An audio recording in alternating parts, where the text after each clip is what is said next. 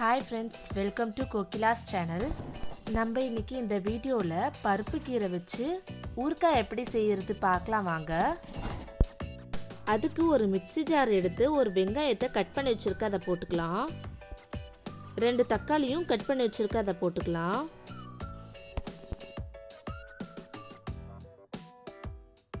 சின்னதாக லெமன் சைஸில் புளியை எடுத்து நல்லா வாஷ் பண்ணி வச்சுருக்க அதை போட்டுக்கலாம். 2 காஞ்ச மிளகாவை 2ஆக கிள்ளி வச்சுருக்க அதை போட்டுக்கலாம். ஒரு 7-8 பூண்டை உரிச்சு வச்சுருக்க அதை போட்டுக்கலாம். 1 ஸ்பூன் சால்ட் போட்டுக்கலாம். 1.5 ஸ்பூன் சில்லி பவுடர் போட்டுக்கலாம். இப்போ நல்லா எல்லாத்தையும் சேர்த்து அரைச்சி வச்சுக்கலாம்.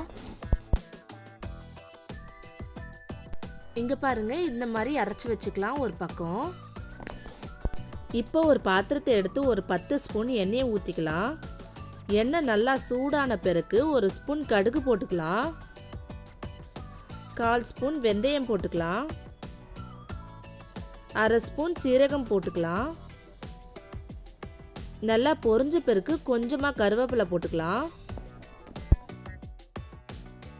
அப்புறம் ஒரு 10 பல் பூண்டை உரிச்சு வச்சுருக்க அதை போட்டுக்கலாம். 3 காஞ்ச மிளகாவை 2ஆக கிள்ளி வச்சுருக்க அதை போட்டுக்கலாம். நல்லா வறுத்து விட்டுக்கலாம். வறுத்த பிறகு அரைச்சி வச்சுருக்க பேஸ்ட்டை இதில் ஊற்றிக்கலாம். எல்லாத்தையும் சேர்த்து நல்லா கலந்து விட்டுக்கலாம். இப்போ 1 ஸ்பூன் சால்ட் போட்டுக்கலாம். நல்லா மிக்ஸ் பண்ணிக்கலாம். சிம்மில் ஒரு 5 நிமிஷத்துக்கு வெதங்கட்டும் மூடி போட்டு க்ளோஸ் பண்ணி வச்சுக்கலாம். 5 நிமிஷம் கழித்து ஓப்பன் பண்ணிவிட்டு இப்போ நல்லா கலந்து விட்டுக்கலாம்.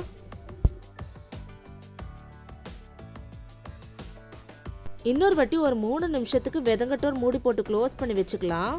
3 நிமிஷம் கழித்து ஓப்பன் பண்ணிவிட்டு பருப்பு கீரையை கிள்ளி நல்லா 3-4 தடவை வாஷ் பண்ணி வச்சுருக்கேன் இதில் போட்டுக்கலாம். எல்லாத்தையும் சேர்த்து இப்போ நல்லா கலந்து விட்டுக்கலாம். சிம்மில் ஒரு 5 நிமிஷத்துக்கு வேகட்டும் மூடி போட்டு க்ளோஸ் பண்ணி வச்சுக்கலாம். 5 நிமிஷம் கழித்து ஓப்பன் பண்ணிவிட்டு இப்போ நல்லா கலந்து விட்டுக்கலாம். இன்னொரு வாட்டி சிம்மில் ஒரு 3 நிமிஷத்துக்கு வெதங்கட்டும் மூடி போட்டு க்ளோஸ் பண்ணி வச்சுக்கலாம்.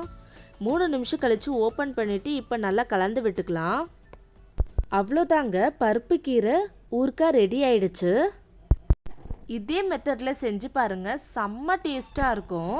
1 வாரம் ஆனாலும் கெடவே கெடாது இந்த ஊறுகாய்.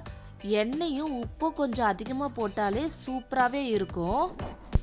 ரைஸ் கூடலாம் செம்ம பக்கமான காம்பினேஷனாக இருக்கும். இட்லி, தோசை, சப்பாத்தி, பூரிக்கெல்லாம் கூட இது தொட்டுன்னு சாப்பிட்டா சூப்பராக இருக்கும். இதை கண்டிப்பாக நீங்கள் ட்ரை பண்ணி பார்த்துட்டு எப்படி இருந்துச்சுன்னு சொல்லுங்கள். ஓகே ஃப்ரெண்ட்ஸ், இந்த வீடியோ உங்களுக்கு பிடிச்சிருந்ததுன்னா லைக் பண்ணுங்கள், ஷேர் பண்ணுங்கள், கமெண்ட் பண்ணுங்கள், மறக்காமல் சப்ஸ்கிரைப் பண்ணிவிடுங்க. ஓகே ஃப்ரெண்ட்ஸ், தேங்க்யூ, பாய் பாய்.